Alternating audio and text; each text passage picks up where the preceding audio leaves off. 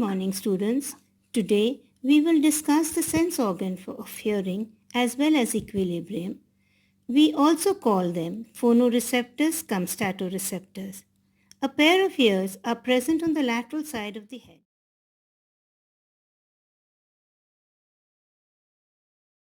The external ear. The external ear is made up of three parts: pinna, auditory canal, and the tympanum. The external structure that you see outside is called the pinna. The pinna is made up of ridges and grooves. They are so arranged that they direct all the sound waves into the auditory canal. Auditory canal. Auditory canal is an S-shaped structure. It is S-shaped so that no dust particles can directly hit the tympanum or the eardrum.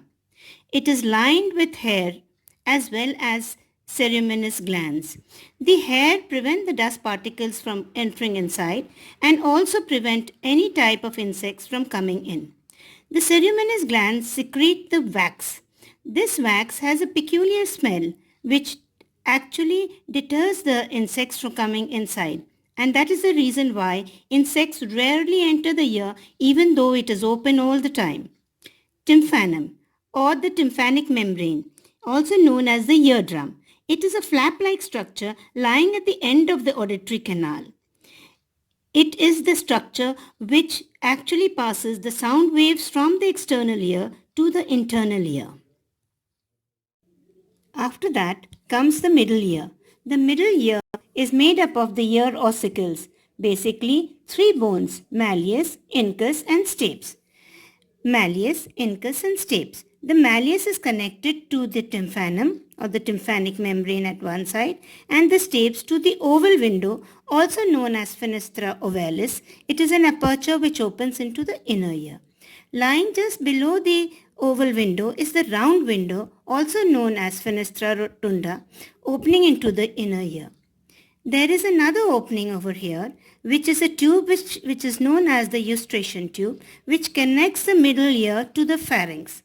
The main aim of this tube is to maintain the pressure on either sides of the eardrum.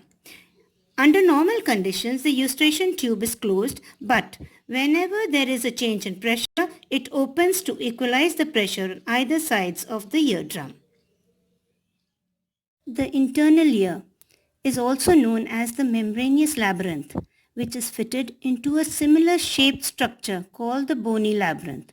It consists of three parts: the semicircular canal, the cochlea, and the vestibule.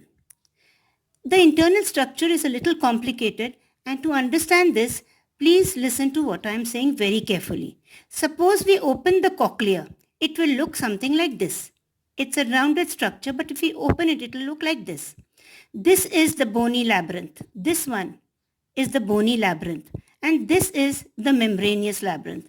Between the bony labyrinth and the membranous labyrinth, there is a space which is filled with a fluid. This fluid is known as perilymph.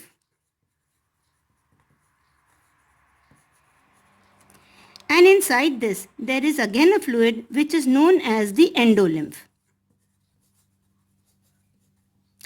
Actually, this type of structure is present everywhere in this internal ear. That is, in the semicircular canals also, in the vestibule also, you have this double structure. Outer one is called the bony labyrinth and the inner one is known as the membranous labyrinth.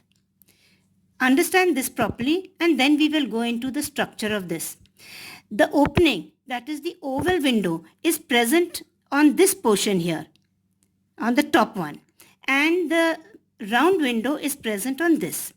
The perilymph is continuous all along here. That means if a vibration goes from here, it will come out from here. That is, if it is entering from the oval window, it will come out from the round window. Is this clear to you? Dear students, this is a diagrammatic representation of the cochlea.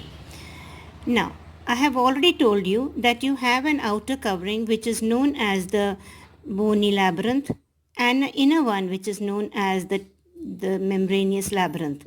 Now, because of this membranous labyrinth, the whole structure is divided into three compartments. The upper one is known as sclera vestibuli, lower one is called sclera tympani, and the middle one is called the sclera media. Is that clear to you? Now in this sclera vestibuli and tympani, we have that fluid present which is known as the perilymph. So perilymph is present here also and it is present here also. In the central portion, that is the middle portion, it is known as the sclera media and it has the endolymph present in it. Okay? Now, this membrane which is on the lower side is known as the basilar membrane and the one on the upper side is called the Reissner's membrane. Now the basilar membrane which is present is very important because on it lie hair cells. Together they are known as the organs of Corti. Organs of Corti. And each cell has hair-like projections on the upper side. Can you see them? And covering this hair-like structure, there is another membrane called the tectorial membrane. This is a very important membrane because it is the structure which helps in hearing.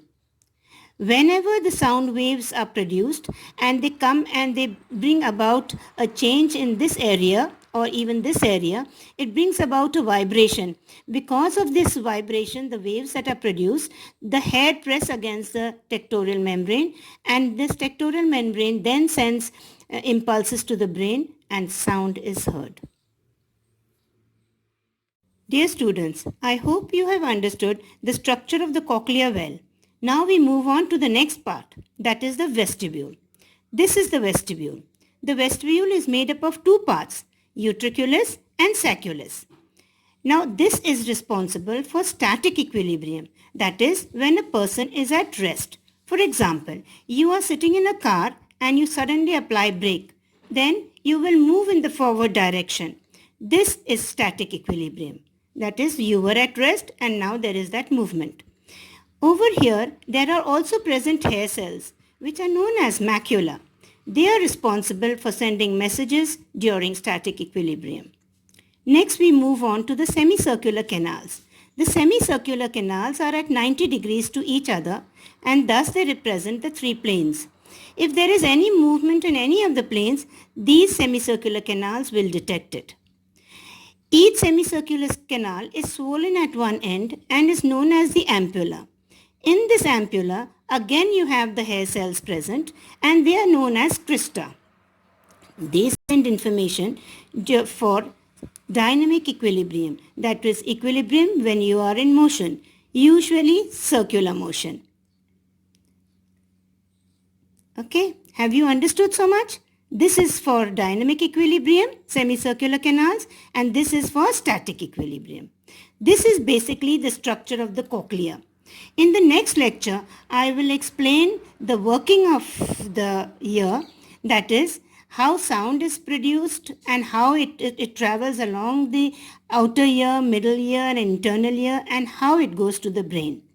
And we will also discuss the static and the dynamic equilibrium.